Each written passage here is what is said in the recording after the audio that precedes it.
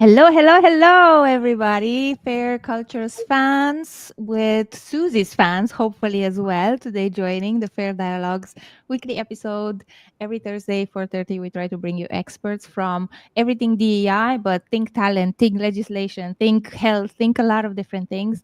All for us to maybe hopefully have better ecosystems, more inclusive environments, more acceptance and understanding of the diversity around us, and more equity in how we access different opportunities during this work lifetime, let's say so, right? Hello, Susie. How are you today? I'm fantastic. Thanks for having me, Joanna. A pleasure, a pleasure. I was thinking, like, where do I, like, how did I get to know Susie? And I think through our common friend Manjuri, right? Correct, that's right. Correct. You are now where? Because I know we've both been traveling for quite a bit and I have no idea where my head is. I am currently in Barcelona, back for 26 minutes from the train station, to be honest. Uh, where are you now? Yeah, so I'm now back at home. I was traveling last week in Ireland, but I'm now back at home, which for me is in Dubai. How was Ireland? It was cold. It was very cold. For me, living in Dubai, which is generally very, very hot, for me it was very cold in Ireland, but I think it actually snowed the last day. So for me that classifies as cold.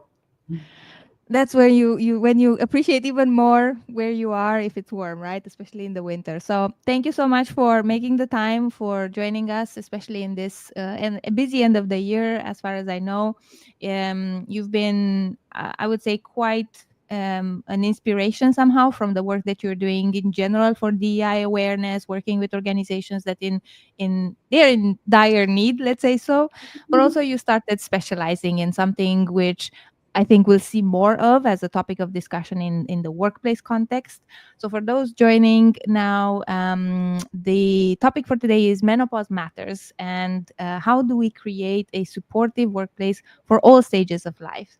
And when I was saying I was just coming from the train station, I actually visited my parents for a few days because it was my dad's birthday. And every time I visit my parents, we have conversations about who they were as younger people. And I Mhm. learned a lot of things, to be honest. I learned from their mistakes, I learned from their strengths, I learned from the systems that they were in, and I'm trying to kind of see where these today's systems are going.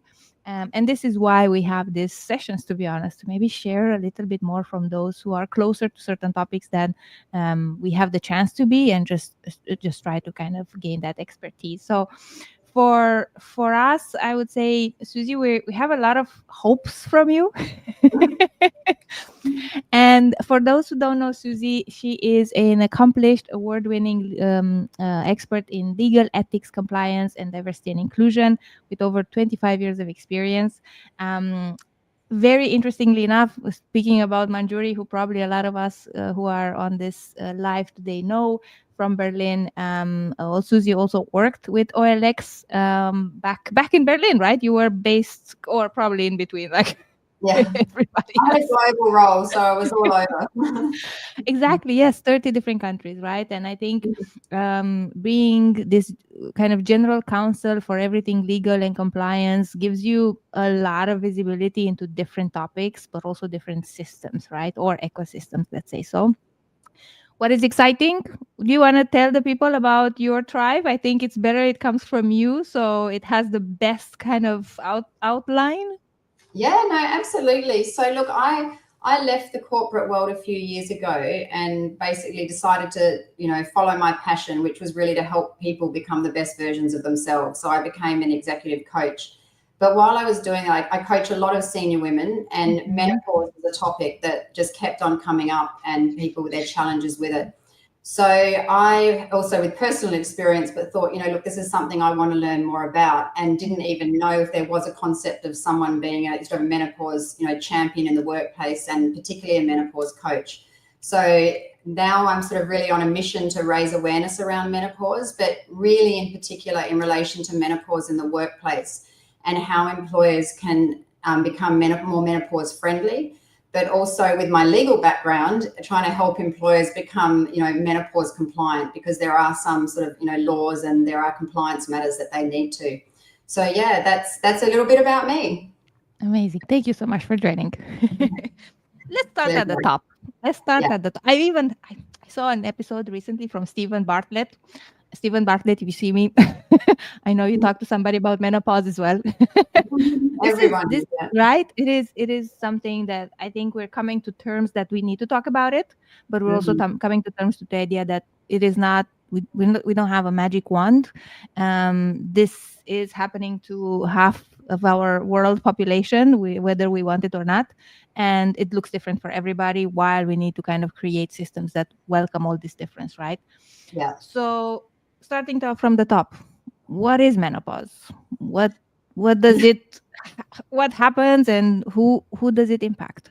Yeah, no, the $1 million question. So except for medical or surgical menopause, which I'll touch on a little bit later, menopause is actually, it's just a natural transition that occurs in every woman's life if she lives long enough to go through it. Mm. And what I just want to make clear from the outset is menopause is not a disease.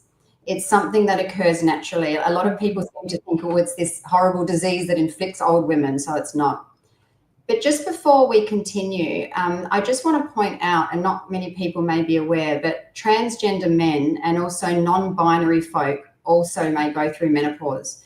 So I think we need to be mindful of this in the workplace, but also our communities as a whole. Now, I may use the word women in this discussion. I try not to, but I'm very likely to use it. But I just want people to know that we really need to be inclusive of these folks when we're discussing menopause in the workplace. Yeah. And I think maybe it might be helpful for me just to really briefly explain this, natural transition and what actually occurs with it, how it does occur. Yeah. So basically, if we go right back to birth, little girls are born with 2 to 4 million eggs, and these eggs start to deplete as they go into puberty and they start to menstruate. By the time they reach adulthood, there's actually only about 4% of the eggs left.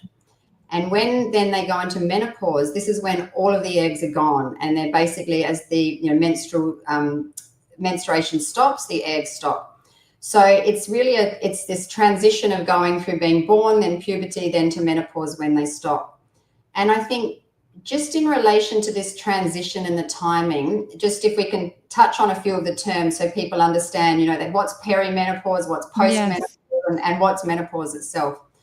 So interestingly, menopause itself technically is actually a one-day event, right? And one day after a woman has not had a period for 12 months. So if they don't have a period for 6 months and then it comes back, even if only for a day, which is very common to happen, the clock actually goes back to zero and you have to do another 12 months, right? So menopause, one-day event, the end of 12 months with no period. Now, before menopause, there's what's called perimenopause, and this is often the misunderstood part of it. And this is a period of time, it's on average about 5 to 7 years before a woman goes into menopause. And in this stage, a woman, she starts to experience some of the symptoms of menopause, but she still has her period.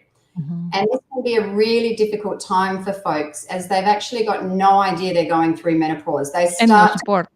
no support, and they start to think, I can't remember things, I'm getting really grumpy, etc. So a lot of people, they're thinking, oh, menopause is this old women's thing for over 50 when you don't get your period. But during perimenopause, this is when the hormones, estrogen, progesterone, and testosterone, they start to reduce, and actually the estrogen starts to go crazy, up and down and up and down. And during this time, and it's typically when women are in their mid-40s, they might be diagnosed because they go to the doctor and the doctor does a blood test and says it's actually normal. And because the hormones are going up and down, when they get it, they might look normal. But it's really important during this time to actually more note your symptoms rather than what your blood test results are, right? So this, I think, is one of the trickiest times, is this perimenopause. Let's go there. What are some of the common symptoms? Yeah, well, look, I put them in the symptoms into two buckets. Yeah. Mental health symptoms, and there's the physical symptoms, right? So the mental health, this is the changes to mood, the low mood, the anxiety, the mood swings, low self-esteem, and even depression. And a lot of people are misdiagnosed to say you've got depression and put on antidepressants when they're actually not at all. It's their hormones going crazy. And the other main mental health system, Moana, is this problems with memory or concentration, which we typically call brain fog. So it's in the middle of a meeting or in the middle of doing something and you totally can't remember what you're doing and you just can't get it back. Now, the physical symptoms, which a lot of people may know about, One particularly during perimenopause, Oana, is the periods can get a lot heavier and they can also become irregular. And this is a typical sign that someone's going into Yeah. menopause. It's But just the other change. it's the changes, yeah. But other things, the hot flashes, as they call them in the US, or flushes in Australia, where I'm from, Mm-hmm. which can be horrific, difficulty sleeping because you might wake up because you've had night sweats, heart palpitations, migraines, muscle aches and pains, frozen shoulder is something people, complain of. A horrible one is weight gain, particularly around the midsection, which a lot of people don't welcome at all. It can go to itchy skin and even things like sensitive teeth. So there's a Mm-hmm. whole range of about, 60 different symptoms. And I think the important thing to note is every woman is different. So Yeah. some may experience a very few, some may experience some, but they're really, really severe. So I think in the workplace, we need to not have a one size fits all approach to this. You have to really be mindful that everyone's different. But ultimately, there's this suite of combinations that you're just mentioning, and people just live through that silently. This is Well, for me. it's absolutely horrific. And maybe, I mean, I can just share some statistics with Yeah. you, and particularly in the workplace, some that are really bad. So 80% of women who go through menopause say they experience symptoms, Mhm. but 75% of them experience hot flushes. And you can imagine if you're in a work meeting and you suddenly start feeling incredibly hot and sweating. And if you've ever sat next to someone having a severe hot flush, you can actually feel the heat radiating off them. So they're horrific if you've experienced them. The other one, which is really, really bad for a lot of women, is 71% of women experience fatigue. Mhm. And most women I've worked with, they can only explain it as being extraordinarily exhausted, wanting to fall asleep, can't stay awake, with no other reason. And, as you can imagine, that can, this can impact your sleep. Mhm. 61% have insomnia, 40% these mood changes, anxiety, and 30% this brain fog. So you can imagine just these 5 symptoms, Yeah. how much that can, significantly impact someone's day-to-day activities at work. I think everybody loves these stats, but I've had conversation. I'm sure all of us do, especially people who are preparing at Yeah, some point. Um, and a lot of even certain people who have experienced them, they not necessarily deny them, but somehow minimize or somehow say, "Hey, this is not to talk here or not to talk to this group of people." And I associate them a lot with, let's say, my Eastern European upbringing, which is a little bit more focused on looking strong in the society and not complaining about anything and kind of, doing your thing, especially post communist. So I think the social and the political also influences a little bit. What is yeah. your, because you kind of work globally, and are there any ethnical or cultural differences when it comes to people experiencing and talking about this and kind of getting the support that they need? Yeah, so what's actually really interesting is most of the research has been done in the West and it's done Yeah. on Caucasian women, Okay. right? And there are racial differences with the Hmm. timing that people can go through menopause. So in Asia, in India, it's 46. So if you Hmm. think we're looking at 51, which is what all the research says, which is very little research, but in India, they will go into menopause at 46 instead of 51, and African Hmm. American descent 48 years. So Korea's 49. So we just need to be mindful that people in the workplace, depending on their background and their race, they may be going through menopause at a different time. Now, in addition to this, as you said, cultural differences. And a lot of people culturally, they may not feel they can talk about menopause at home Yeah. or with their partner.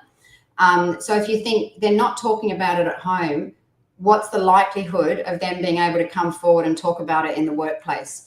And many, many women don't want to talk about it in the workplace. They're concerned that they'll be seen as being less capable, that they won't be taken seriously, or that it's embarrassing for them because they haven't been brought up with talking about things Yeah. like this. So Yeah. the last person they're going to do is go and talk to their line manager and say, "Hey, I'm going through menopause." You've already touched a little bit on some of these misconceptions or myths. What Mm-hmm. are those who are deciding to come forth and they kind of seek for support? What are they facing when it comes to discussing this in the workplace? What are some maybe pushbacks or gaslighting type of behaviors. I think we see this a lot, and I'm sure we're starting to also see particular patterns, and we start finding some solutions. We're going to go into solutions in a minute as well. No, for sure, yeah. Well, I think one thing that's important to understand, and this sort of goes back a bit to, what is menopause? A lot of people think this only happens to older women, and they think, oh, grey women who their period have stopped. And the thing is that there's menopause can happen earlier through surgical intervention or medical menopause, and this can start as early as people's 20s. So if someone has their ovaries removed, or they go through chemotherapy because they've had breast cancer. And also menopause can start a lot earlier. There's, early menopause or premature menopause as well. Mm-hmm. So a lot of people think it only happens to older women. So if someone comes in younger, that would not be understood. And this surgical and medical menopause, it happens overnight. They don't have the gradual stage that other women who have it naturally happen. So you've got to think that if you've had some employees that have had, gone through terrible cancer and things like that, they may suddenly be going into menopause.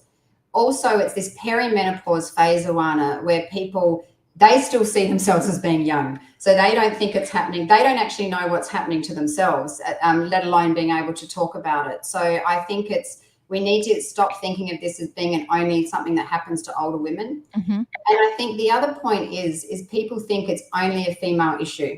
Yeah. And as we said before, 50% of the population, if they live long enough, are going to go through menopause.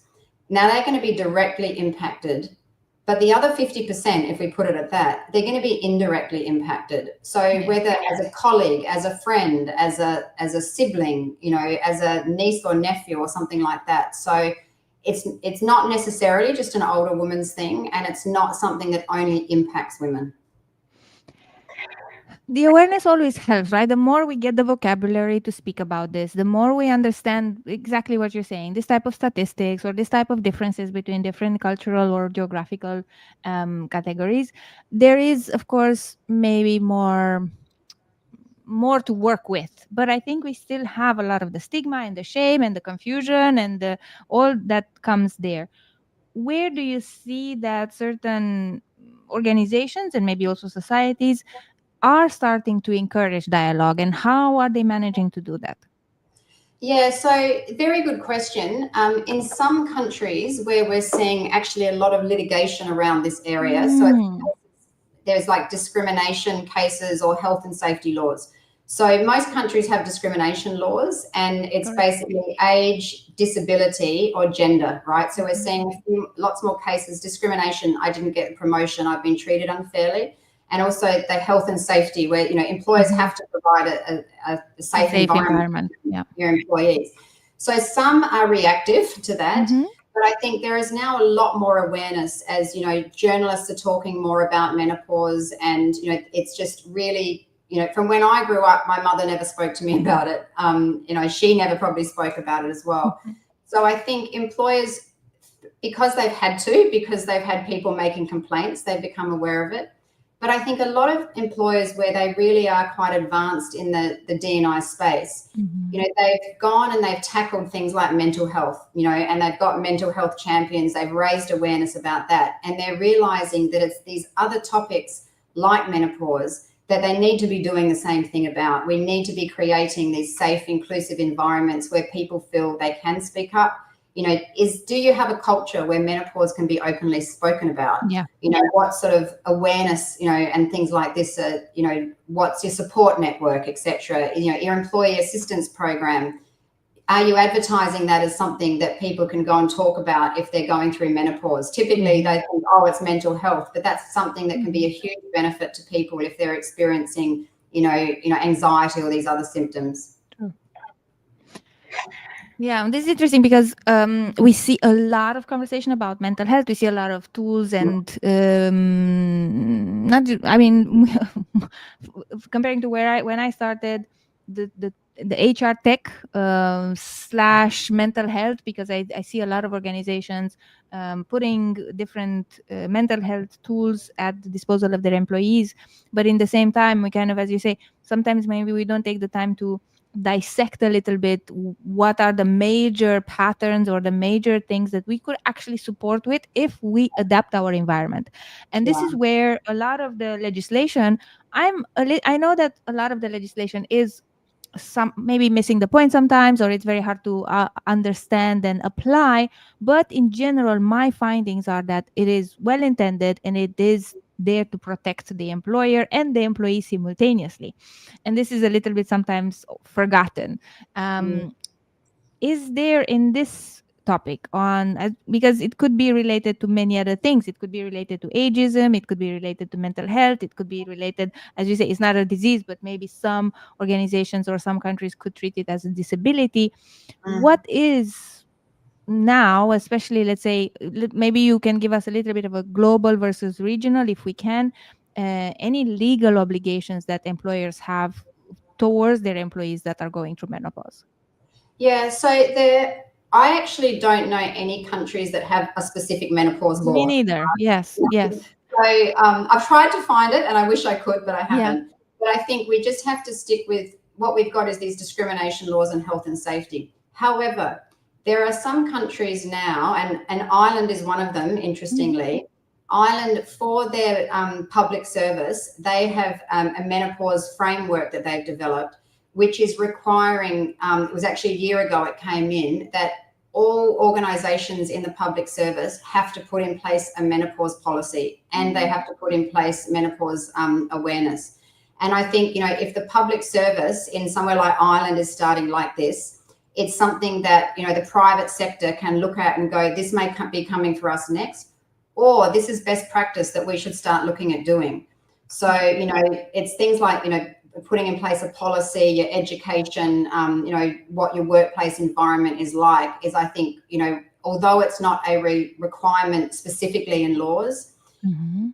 be wary that you could have claims under discrimination laws. And a lot of the cases that I've read where there have been claims based on menopause, the judges have very clearly said you should have a policy, you should be raising awareness, you should be making changes to your workplace to make sure that it is fit. You're not hindering these women's symptoms, that you're actually helping them. Okay. Can Because I think this is where the awareness stops, right? Having specialists like yourself to talk about what are these friendly ways to increase awareness, but also change the environment to help people who are going through this phase. Are there any specific workplace adjustments that you personally recommend now and you see companies benefiting from that? Yeah, no, look, absolutely. I think if we just look at the workplace itself, I basically put it into two buckets. One Yeah. is whether you've got a requirement for a uniform, and the Mm, other is the physical space. I love So for that. companies where they have a uniform, or even you have a dress code, Hmm. you want to start thinking about things like, what is the material? Is it thick? Does it breathe? Are there layers? So basically, if someone's having a hot flush, they need material that breathes, and they need to be able to take off layers, etc. When I say what's the color, is it a light color? Can you make Hmm. the color dark? Because if someone has an unexpected bleed, the last thing they want is a light colored uniform. Yeah. And also things like, if they're having a hot sweat, can they easily get, and then they're soaked, can they get a new uniform at work? Have these types of provisions been made for them? So I think if you think what you may require employees to physically wear, because Hmm. uniforms are typically really thick, cheap, horrible Yes. material. Now, the physical space then is the other thing. And I think, not just going back to hot flushes, but, have you got temperature that you can, change in your room? Is it possible to change it? Are things like washroom facilities easily accessible if someone has a Mhm. sudden bleed, or they have a hot flush and they just need some space? Do you have breakout rooms they can go to? And I think another thing, and this is, some countries have made this a requirement, but do you have period products in the restrooms? And I go back to, people think, well, menopause is when periods stop. But as I Yeah. said, that perimenopause, Yeah. where people have gone 6 months, they haven't had a period, suddenly they do, you're in the washroom, you need some period products. So I think, there's a lot of, things like, have you got standing desks, other types of things like this, that think, what does your workspace look like? And are employees client facing? If they're client facing, do they have someone that can come in and take over from them if they have to suddenly leave? the ability to change over shifts or have someone to support someone if something happens to them that they feel that they can't keep working. This is very interesting, and especially because we started a little bit with the idea like you have rules, compliance, policies, but also you just have common sense and best practices, which not. I'm saying it would be good if everything is on paper, but when it's not, maybe some action in that direction can be done. And I remember very well this. I think it was 7 years ago. I was working for an employer back in the Netherlands, and we because it was, let's say, people with periods.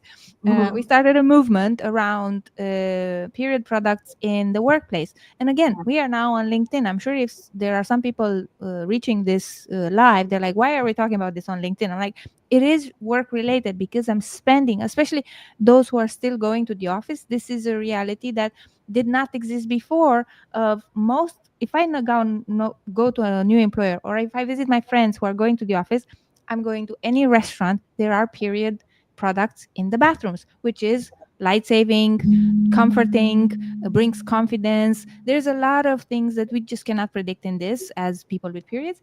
And ultimately, it was not a big deal, but it was such a big, I think it was 1 year debate, board level. Okay. It was intense. And I think once we kind of convinced enough people, and then we realized it's not a big deal, it's just good common sense to do this. It's Yeah. not a big cost, it's not a big shift in the culture, it's just helping half of our folks in the organization. Let's do it.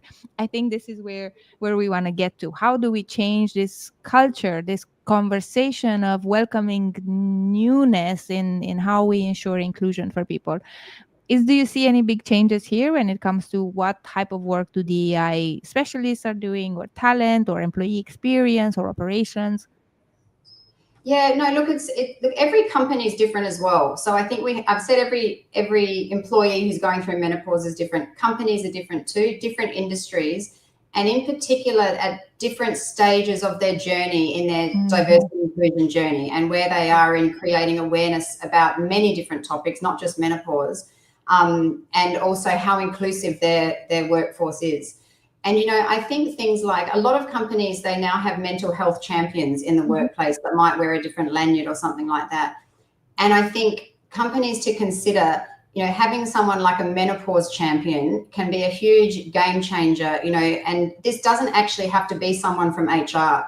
It could Yes. actually be an employee who's experienced menopause themselves. And so they've been through it and they want to share their experience. You could even have I've worked with some organizations where there are male leaders who are such incredible allies on this topic because they have experienced it with their wife or their partner. And Yeah. I think if you can get, senior leadership involved, and particularly if you've got these male allies who can be absolute game changers for topics like this, because I think if a woman is seeing a male leader talk about this openly, they're going to feel more likely that they can. I think if you've got these menopause champions who are trained and are trained into how to create that safe space where employees can come to them and have that confidential discussion about, I want to leave work or I want to go part-time because of this, and they can then see how can we work with you? Can we change your hours for a while? Could you start a bit later because you're not sleeping all night? It's these types of things. We can have all the most wonderful policies under the world, and we Mhm. can have a Mhm. specific menopause policy, which not many companies have, and it's something I'd like to see more of. But I think it's these little things to show this. We have an open culture. We want people to discuss things, and I think I keep going back to mental health, but I think so much has been done in the mental health space, and I think that's an example of something that's worked so well that we can use to raise the awareness and the discussion around menopause. Yes, male allies. Again, this is game changing in anything related to new, let's say so, new type of personnel. The world has changed for the better, where we do have access as women in the workplace, and people are thriving if they have the right environment. And again, I remember this was in Ireland where you were last week. We're doing a first kind of training for hiring managers. We only had male hiring managers around how to talk about benefits that we had, and they were extensive, but specifically targeted towards parents. Right. And they didn't know. They were like, I don't know what's the duration of the maternity leave. I don't understand what is paternity kind of option. I don't know. So when people were asking in the interviews, they would see that they didn't know. And they also saw that they didn't care much, right? And this Yeah. was a little bit of a repellent for exceptional candidates who are like, if Mhm. these people don't know and they're going to work with me on a day-to-day basis, and I have a family, or I'm planning to have a family, or I'm having this kind of situation in my life, I will probably not find understanding, or I will not find something that supports me on this journey. Yeah. And then we trained them, and things changed massively when it Mm. came to how much more engaged and how much more willing were people to kind of join those specific teams. Yeah. You, I know, do a lot of work around this with the raising awareness on retention and employee satisfaction and also maybe candidate attraction. So how does this type of conversation around menopause and supporting people who go through menopause help organization in that aspect? No, and I think what you've raised, Oana, it's, if we're looking at the talent acquisition page and then also obviously talent retention as well, but it's an absolute game changer. If, well, number one, you have benefits that do help people in this space. So, a lot of employers now, and top of the sick leave, they're actually providing menopause leave. And a lot of them are, the average I'm seeing is 10 days a year. And some companies, I think, as we all know, also have menstruation leave. Now, that is legislated in some countries, not all, but Same. more. Yeah, more and more people are now. It's the menstruation leave and the menopause leave. But I think if people need to be trained in what these, what these benefits are, particularly the ones that, if, companies have put so much effort into bringing women into the workplace and getting them into senior roles, and all of this can be undone. Getting them in, if you don't have the people trained in, whether it's the interviews, what does your website say about menopause? Things like celebrating days. October's Menopause Awareness Month. 18 October is International Menopause Day. Do you celebrate it? Employers, 67% of employees, when they go for a company, they want to know how they're looking at diversity and inclusion. Most of us know that statistic. So I think it's, getting the talent in, showing how inclusive you are, and with additional topics like this. And then also when you've got the talent in, looking after them, looking at what is the absenteeism. So many women, they don't say why they're being sick, and they have to take so much time off work. And, productivity loss. Can you imagine if you're not sleeping all night and all of this is happening and you've got to turn up to work? Doing things like adjusting their hours, which can be done for a lot of roles, I think also really shows to not only the people going through menopause, but to others in the organisation that this is an employer that actually genuinely cares, and they're sort of putting their mouth where the money where their mouth is, sort of thing. They're showing that. Is that the right expression? I think, yeah. Showing that we're giving menopause leave, etc. So I think it's all of this together for the company to look at where they are in their journey, what is right for them and what is right for their current employees, and then looking at what sort of employees are we trying to bring into the organisation and what should we be showing that we're doing for them. Because you can imagine your EVP, if you've got things like this, it's just going to have a huge game changer for a lot of companies. You touched a little bit on this. Let's say we can have a lot of gains on retention, on talent attraction, but we also can have a lot of negative impacts when we don't have that. And you touched on this kind of presenteeism or absenteeism, right? If you depending how you put it. Are there any other negative impacts of not addressing this head on? Well, I think that you could just lose this section of your workforce that you don't want to lose. And I think something I just want to add is a lot of women at the stage, if they're naturally going through menopause, they're typically they're at the most senior part of their career, or they're moving in towards it. They may also have teenage children they're trying to deal with, or they may also have caring responsibility for older employees as well, right? And globally, 3% of women retire early because of menopause. Mm-hmm. 1 in 10 leave their job.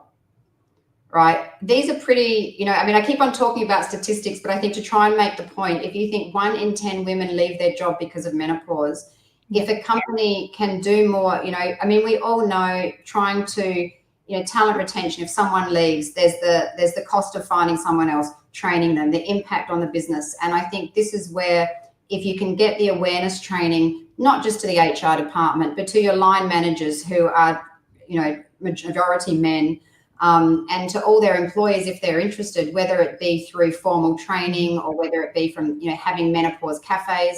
Some companies, they have menopause cafes for men, and they absolutely love them because it's just men and they can go in there and talk about what they're experiencing. And even if it's just at home, it's going to give them more awareness for how they should be behaving in the workplace. Yeah. I love that. And I think somehow this statistic, I think we have some undeclared things also. I must say, because Yeah. you see this all statistics around like women leaving the workforce severely after 35, after 45, and you see an impact on how many women do we actually manage to get to leadership roles, and Mhm. this layer thinning. Like there's a systemic issue for people actually, for women not actually going in specific roles, but we also have this thinning problem of with age and seniority, you start seeing more and more just men, which is very, very problematic, right, for a lot of different areas. Yeah. And this is why I'm saying a little bit of this uh, taboos or areas of conversation, because we do see a lot of the reasons why women are not in the workforce, because of prejudice and stereotypes, so hostile work environments, because active discrimination in some mothers, especially around times of motherhood and people not necessarily hiring them as much in many, many different societies and organizations.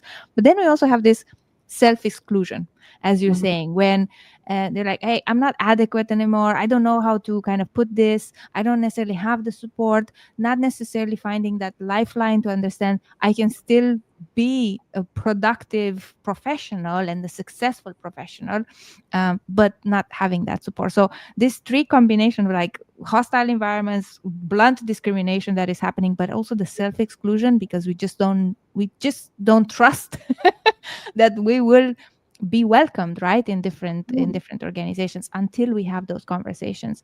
And I want to go back a little bit to allyship, um, because we talked about male allies in general, but we also I've seen women like maybe it's, I don't know, internal misogynism or internalized kind of self-protective layer that we put and say these are non-issues, right, and not Mhm. like even finding support in women in the workplace a lot of the times around this type of topics, which is heartbreaking, to be honest.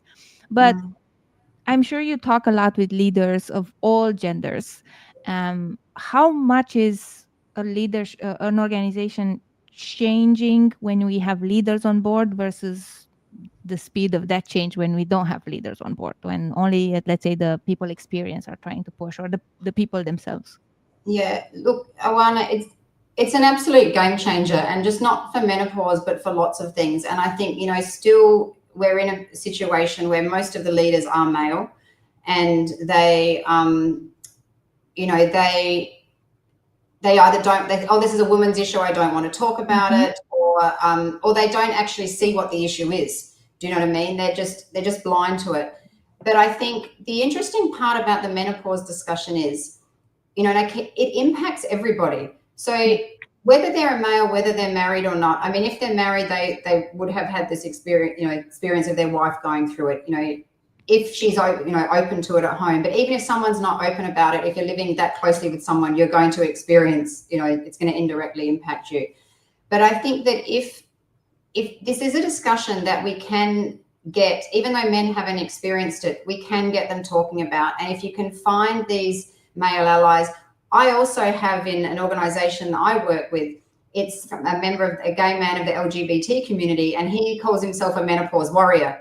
And he's out there, because he's got lots of his lesbian friends going through it, but he is, loud and proud in talking about menopause. And I absolutely love it. So I think there's so many different areas we can go with this to find allies. Leaders, yes. But I think also one thing that we want to look at is this younger generation of women, Mm. because not all women are supporting women. I think we have Yes. to remember Yep. this.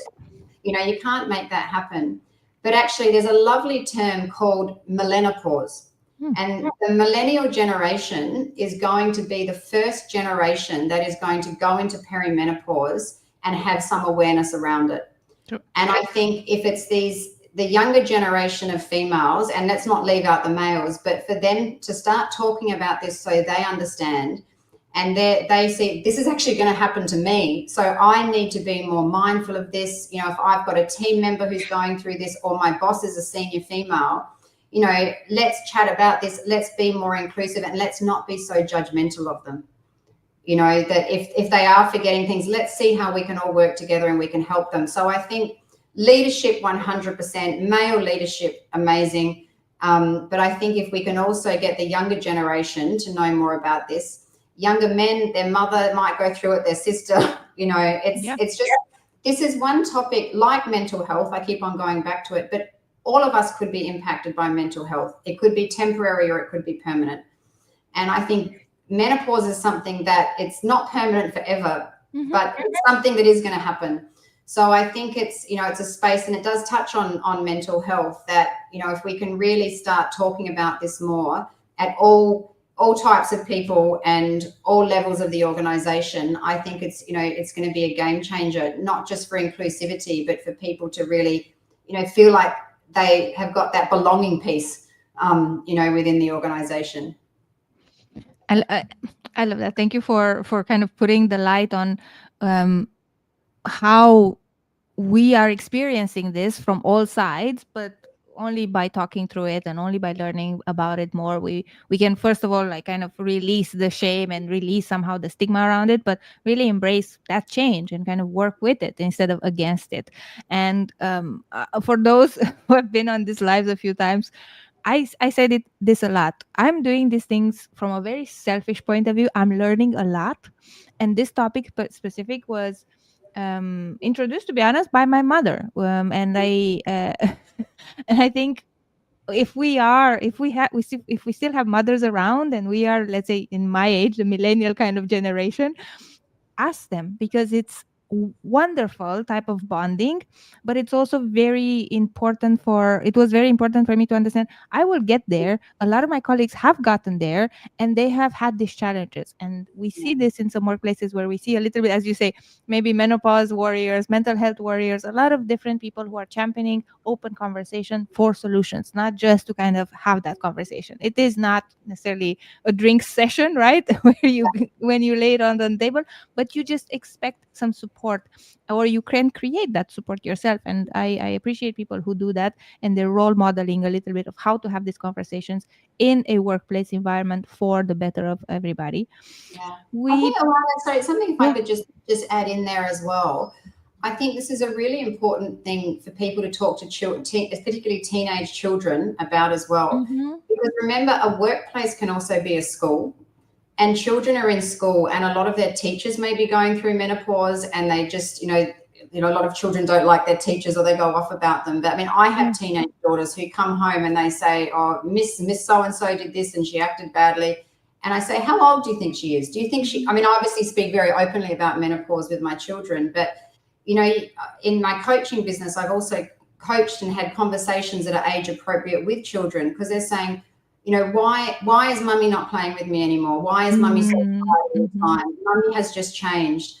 And I think that, this is not just the workplace, but I think, everywhere in our communities to start talking about this, but also to children, because a school is a workplace as well. Yes. For many people, very important people, please. Yes, exactly. We don't, so I just think it's across all ages, all industries, and all different, types of communities, whatever they may be. What are some of these positive changes that you would like to see to normalize and support menopause inclusivity overall? Yeah, so I think in the workplace, we've talked a lot about awareness training, and I think, this is really fundamental and whichever way a company wants to do it, which is right for them. And it's, a lot of companies go, okay, we'll train the HR people. Yeah. And I'm like, it's not good enough. I wasn't a specialist employment lawyer in my legal career. I worked with a lot of HR people, no disrespect to them, but you need to train more than HR. So, Mhm. and if you've got this concept of champions, do that, but train HR, your ELT, your executive leadership team, or your line managers, get the message to them, because, they are typically, and a lot of them still male, who they're going to be reporting into. And I think, also have, whether it's on your intranet or, some resources that people can, can see if they want to start looking at it. Because someone themselves may be thinking, I'm having all these symptoms. A symptom tracker can be a good thing that you've got on your work site. People can go and check it out. So I think, this awareness, think about where your company's at, what's the best way to do this, e-learning, in person, small workshops, menopause cafes, something like that, whatever you want to talk about it. And something I'd like to see more, and it's, as far as I know, it's not regulated anywhere, but is employers actually giving menopause leave. And I'm Mhm. seeing more and more with clients, menstruation leave and menopause leave. But I think that it can just be such a game changer, and it shows what more inclusive you are if employers know that they actually have some leave that they can take if they're suffering from these menopause symptoms. There's lots of things I'd like to see, but I think it's the awareness piece and menopause leave, really. Hopefully a lot of people start there, right? You are one of those who are now kind of creating a playbook. They're creating a certain um, concise approach. I think this is also the people that deal with anything DEI related, and it's a bit new. They struggle with the idea, where do I start Mm, in talking about this? And I think you kind of put a little bit there, like, how do we talk about giving people the option to take leave? That would be a start. Like, kind of, how do we have those conversations?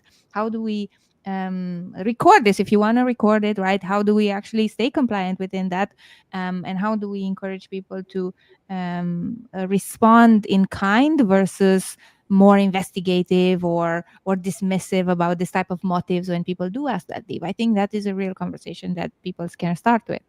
yeah, no, absolutely. And look, I think, your best practice is to have sort of a menopause policy. But, a lot of companies I work with, they're like, oh, Susie, we've already got 50 policies. We don't need another I didn't policy. want to say it, but No, I'm happy you brought it up. when I was ethics and compliance, I was in charge of Yes, all the yes. policies. But, they may have a wellness policy. Could they put something into the wellness policy and then you publicize that? They may have typically you've got your harassment, your discrimination policy. Specifically refer to menopause in the discrimination piece. You don't need to go best practice tomorrow and say we're having a menopause policy where, this is the clinical support we have, this is the menopause leave. Mhm. You can start slowly with just thinking about, do we have employee resource groups? Could the women's one do a menopause cafe? And let's just get the women who are going through it as a start. We've got this safe space. Mhm. Would you like to come and talk about it? Or would you like to learn more? Or this is a space for males. So I think, Mhm.